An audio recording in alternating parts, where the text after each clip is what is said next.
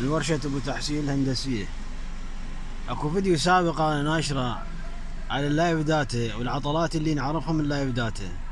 اتطرقت الى حساس البي بي تي اي والبوزيشن سنسر، مو حساس، هو الفالف او سي في يسمونه، هو الكنترول فالف.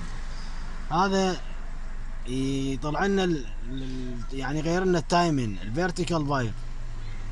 فيصير لو الدرجات ايش قد اللي عليها حتى تعرف التايمين غلط او صحيح.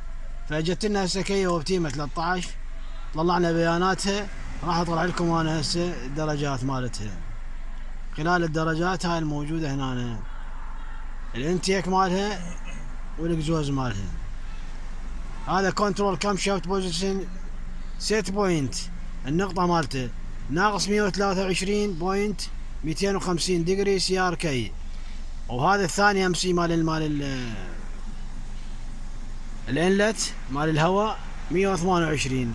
هذا النظام الطبيعي يتراوح من 120 ل 128.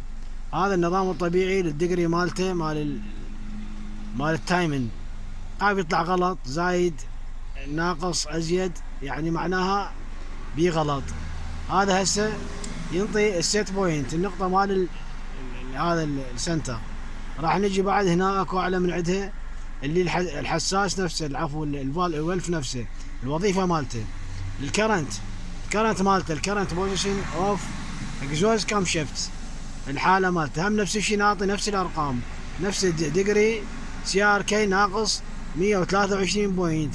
فهاي البيانات الصحيحة للاو سي في، هذا الصبع السينولويد، هذا البي في تي اي اللي نسميه هنا دائما يسمونه صبع بي في تي اي او سي في. بعد كل واحد اللي غير التايمن يصير واحد صفحة اكزوز وواحد صفحة الكم شوت مال الهواء.